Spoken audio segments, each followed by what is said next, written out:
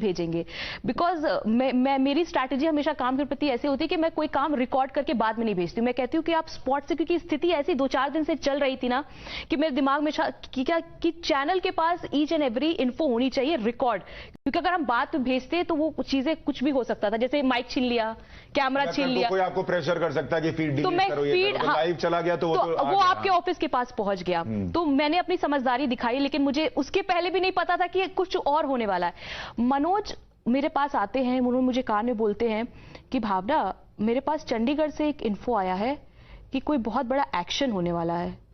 तो मैं कहती हूँ नहीं, हम कुछ नहीं करने वाले, हम कहां जाएंगे उतना सिक्योरिटी के बीच में, हमको नहीं लगता है कि हम आप तो बैरिकेड क्रॉस करके आगे भी नहीं बैरिकेड तो मैम हम तो ऑपोजिट सड़क पर थे। और वहां का भी हमने विजुअल नाविका जी दिखाया है कि आपको फुटपाथ पे भी और किनारे किया जा रहा था। मैं वहां पे मनोज से कान में बोलती हूँ, मनोज जी क्या मैं वॉक थ्रू कर दूं, बहुत सिक्योरिटी है, आपने देखा होगा। मैंने बहुत शालीनता के साथ, मुझे भी डर तो था जब मैंने कुछ इतनी सारी सिक्योरिटी बढ़ते हुए जब देखी, जब 2 बोलेरो और स्कॉर्पियो से जब गाड़ी आई और उसमें काफी ज्यादा मतलब मजबूत लोग, मुझे कहते हैं ना पर्सनालिटी उनकी इतनी स्ट्रांग थी ना कि मैं उनको देख के थोड़ा घबरा गई। जैसे पिक्चर में हम नहीं देखते कि कोई किडनैप करने के लिए आया हो। गाड़ी में बैठ के उनकी नजर मेरे ऊपर, सिर्फ मेरे ऊपर थी, कैमरा पता नहीं क्या था वो क्लिक हो रहा था, it was getting recorded phone से। मुझे ऐसा एक हल्का सा क्लिक हो, उसी बीच मैं वॉक थ्रू करती हूँ कि हमें घेर लिया गया है, इस वक्त मैं यहाँ मौजूद हूँ, काफिला पहुंच गया है यहाँ पे हमें, लेकिन मुझे ऐसा महसूस हो रहा है कि दिल्ली की ही भांति हमें यहाँ पे घेर लिया गया है। तो चलो ठीक है, वहां तक ठीक था, काफिला आता है, काफिला अंदर जाता है। उसके बाद अचानक से काफिला अंदर जाने के बाद अचानक से वहां पे माहौल बिगड़ने लगता है।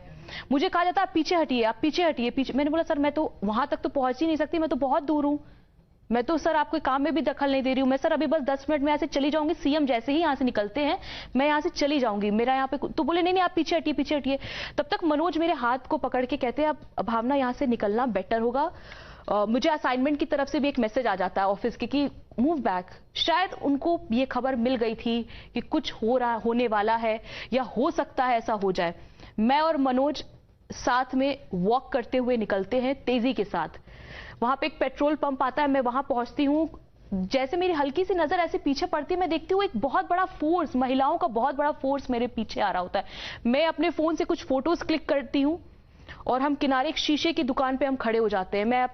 मैं बोलती हूँ मनोज को कि जल्दी अपने विजय को बुला लीजिए, कुछ अलग कर रहे हैं, ये हमारे पीछे, क्योंकि कभी कोई पुलिस किसी जर्नलिस्ट के पीछे इतनी तेजी से नहीं आता है। As they are following me and why they are following मी।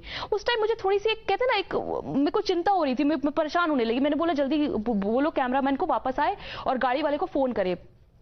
मैं गाड़ी जहां खड़ा करके जाती हूँ वहां पे गाड़ी मौजूद नहीं होती है।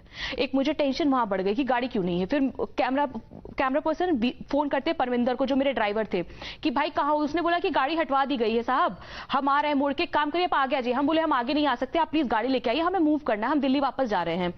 वो गाड़ी लेके आते हैं, दूर दूर तक हर चौराहे पे जहां मैं इधर उधर जहां नजर मेरी बढ़ रही है, पुलिस पता नहीं अचानक से क्यों कार्यक्रम स्थल से ज्यादा सिक्योरिटी उस रोड पे क्यों बढ़ी, मुझे नहीं समझ में आ रहा था।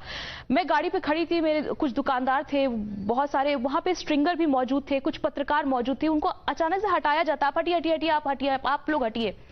मैं गाड़ी में मनोज से, गाड़ी के नीचे खड़े हुए मनोज से बात ही कर रही हूँ। मनोज बोल रहे हैं कि अब निकलना होगा हमें, और कुछ इनपुट आ रहे हैं कि सिक्योरिटी नहीं है, अब निकलना होगा, भावना आप निकलिए।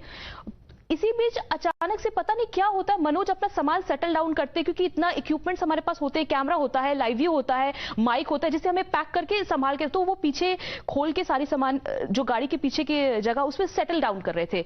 और अचानक से क्या होता है, मुझे यहां तक नहीं मैंने देखा कि कोई मतलब ऐसे कोई ई रिक्शा आता है पीछे से, गाड़ी हल्की फुल्की सी मूव हो रही थी, गाड़ी तो चल ही नहीं रही थी कि जिस तरह के रैश ड्राइविंग की बात करें, रैश ड्राइविंग मार्केट प्लेस में इतनी बड़ी सिक्योरिटी, इतनी बड़ी जनता के बीच में आप रैश ड्राइविंग, वो भी एक मार्केट प्लेस पे, आप कभी रैश ड्राइविंग कर नहीं सकते। और आप कह रहे हैं मनोज सामान रख रहे थे, तो चलती गाड़ी में तो नहीं रख रहे? मृत्युंजय सामान, Manoj was talking to me, we were just discussing. चलती गाड़ी में तो सामान नहीं रख रहे? बिल्कुल नहीं रख सकते। हम आपस में बात कर रहे थे कि मनोज क्या करना है, यहां से निकलते हैं और हम चंडीगढ़, क्या मतलब हम निकलने का, हम चाह रहे थे कि हम निकले, क्योंकि सिक्योरिटी जब आगे पीछे थी तो हम बहुत मतलब हमको लग रहा था कि कुछ ठीक नहीं मैम, क्योंकि मुझे ये जानकारी मिल गई थी कि कुछ एक्शन होने वाला है। ये किसने मुझे स्ट्रिंगर ने बोला था ये बात आके, स्ट्रिंगर साहब जो थे कुछ स्ट्रिंगर्स, मैं किसी का नाम नहीं लूंगी, वहां पे 2-3-4 स्ट्रिंगर्स थे, रिपोर्टर्स भी हो सकते हैं, मुझे नहीं पता। उन्होंने आके बोला कि यहाँ पर कुछ मैडम खड़ी हैं जो बड़े अफसर हैं, उन्होंने ये बोला है